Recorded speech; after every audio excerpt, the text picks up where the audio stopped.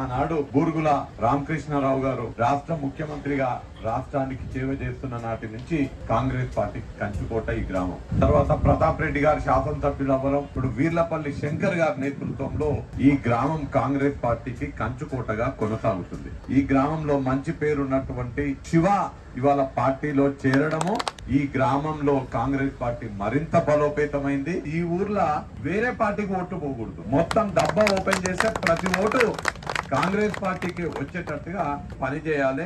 శంకరన్ ఉన్నాడు, ప్రతాపన్ ఉన్నాడు, మీకే ఇబ్బంది లేకుండా చూసుకునేటువంటి బాధ్యత వాళ్ళు తీసుకుంటారు. మీరందరూ చేయగొట్టు కొట్టేసి నన్ను ఎంపీగా గెలిపించి రాహుల్ గాంధీని ప్రధానమంత్రి చేయాలని కోరుతూ బూరుగుల గ్రామం అంటే కాంగ్రెస్ పార్టీకి కంచుకోటాన్ని నిరూపించాల్సినటువంటి బాధ్యత మీ అందరిపైన ఉన్నదని మాట తెలియజేస్తూ జై కాంగ్రెస్. ఆస్తం గుర్తుకే